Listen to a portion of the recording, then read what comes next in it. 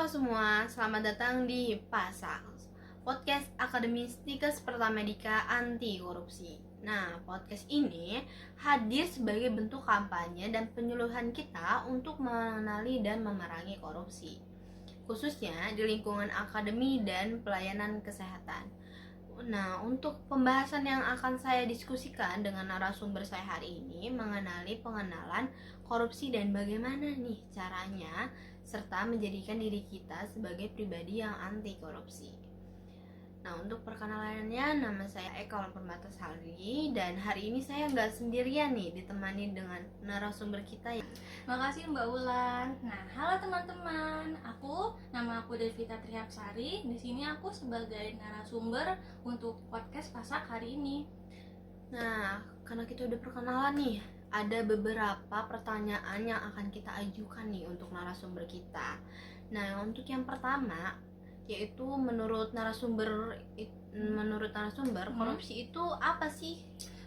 Menurut aku sendiri ya, korupsi itu merupakan perbuatan curang untuk namanya menguntungkan diri sendiri. Nah, contoh korupsi itu misal kayak Mbak Ulan ini nih dikasih amanah duit 1 miliar ya Mbak Ulan ya. Nah, tapi Mbak Ulan malah ngasih duit setengahnya doang. Dia malah ngasih cuma 500 juta ke pembangunan masjid tersebut. Nah, setengahnya lagi kemana? Setengahnya lagi dia pakai untuk dirinya sendiri, misal kayak dibelanjain lah atau dipakai buat hal-hal lain untuk dirinya sendiri. Nah, hal itu tuh termasuk korupsi penyelundupan uang. Nah, itu ada beberapa contohnya ya, apa itu korupsi. Nah, jadi korupsi itu semacam penyelundupan uang, ya guys ya. Nggak juga sih, korupsi itu banyak jenisnya. Misal kayak pertama ada yang namanya suap atau bribery. Nah, suap itu kayak kita ngasih duit ke pejabat, tapi kita ngasih itu tuh biar dapat sesuatu yang kita pengen. Nah, kedua ada yang namanya gratifikasi. Gratifikasi itu misal contohnya kayak kita ngasih duit ke pejabat tapi dengan maksud lain, kita tuh nggak ngasih hadiah atau duit itu tuh secara tulus, tapi ada maksud terselubung. Misal kayak kita mau dapat posisi atau jabatan dari pejabat itu. Nah, makanya kita ngasih duit biar pejabat tuh kayak, oh mau ini, oh yaudah boleh nih gitu. Terus yang ketiga itu ada yang namanya markup. Misal itu markup tuh kayak menaikkan harga dari suatu barang dari harga aslinya. Nah, contohnya kayak misal ada penjual, dia tuh ngejual sepeda listrik, tapi kan harga aslinya misal kayak 2 juta ya, cuman dia tuh malah ngejual lebih dari 2 juta dengan maksud buat dapat keuntungan dia sendiri ya. Nah, kalau keempat ada yang namanya nepotisme. Nepotisme itu misal kayak kita ngasih posisi atau jabatan atau tanggung jawab atau proyek ke salah satu keluarga kita tanpa kayak kita tuh mikirin kayak keluarga kita nih mampu nggak sih mengemban proyek ini, mengemban posisi ini, mengemban jabatan ini. Dia tuh kayak nggak ngasih posisi itu tuh dengan nggak memandang kemampuan, tapi kayak memandang kerabat, memandang keluarga. Jadi gitu ya. Nah, untuk menurut narasumber, kenapa korupsi masih sering terjadi di Indonesia nih? Kan banyak banget nih berita-berita yang tersebar tentang korupsi. Nah, menurut narasumber bagaimana? Korupsi itu masih banyak banget ya terjadi hari ini, jadi di Indonesia ini. Nah, menurut aku kenapa sih masih sering terjadi yang namanya korupsi?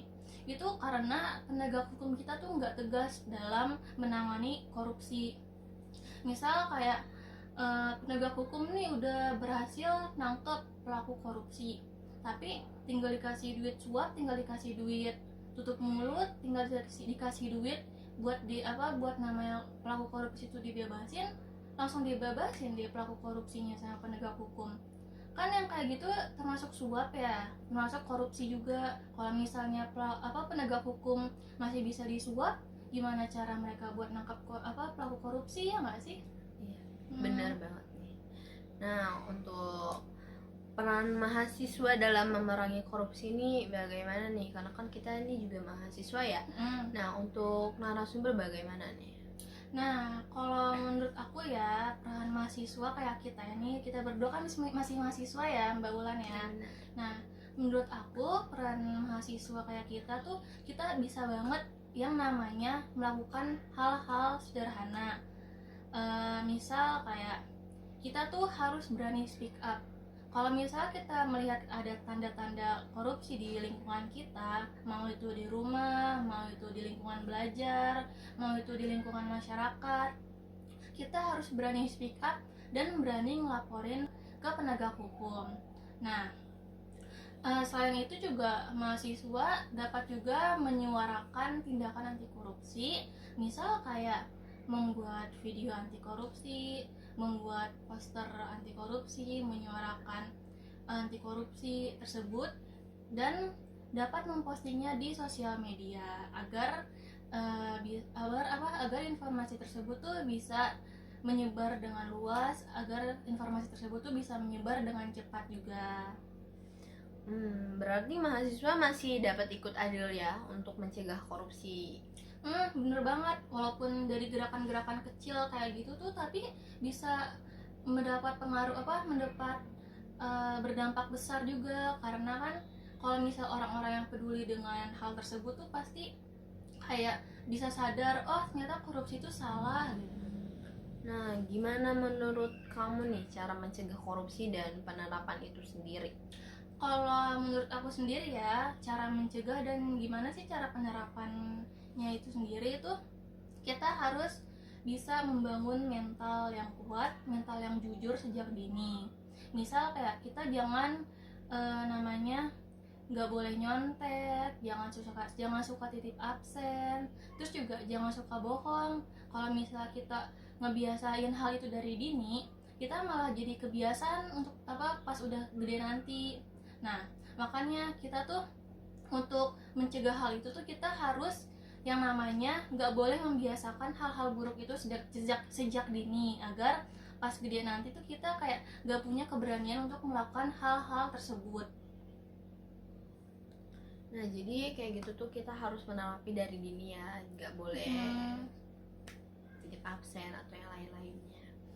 Nah, harapan narasumber nih untuk teman-teman Pasak agar semangat melawan korupsi itu bagaimana ya? Nah, pertanyaan bagus Mbak Wulan. Nah, harapan aku tuh untuk teman-teman yang mendengar podcast ini, untuk mahasiswa-mahasiswa lain, nah semoga kalian tuh tetap semangat. Semoga kalian tuh nggak capek buat melawan korupsi. Pokoknya kalian harus tetap semangat, walaupun dari gerakan sekecil apapun. Semoga tuh kita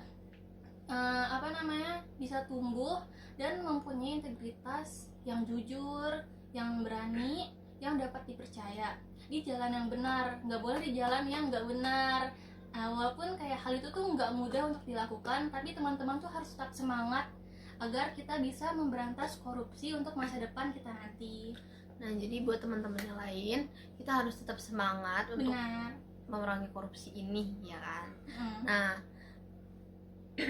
udah nggak berasa nih ya, kita udah ngobrol banyak hari ini. Iya, benar banget. Nah, terima kasih banyak nih buat narasumber kita, Devita Trihapsari, atas waktu dan insight-nya yang sangat bermanfaat ini. Ya, sama-sama juga Mbak Wulan. Terus juga semoga obrolan kita tuh bisa menginspirasi teman-teman Pasak ya, dan mahasiswa-mahasiswa yang mendengarkan podcast kita hari ini.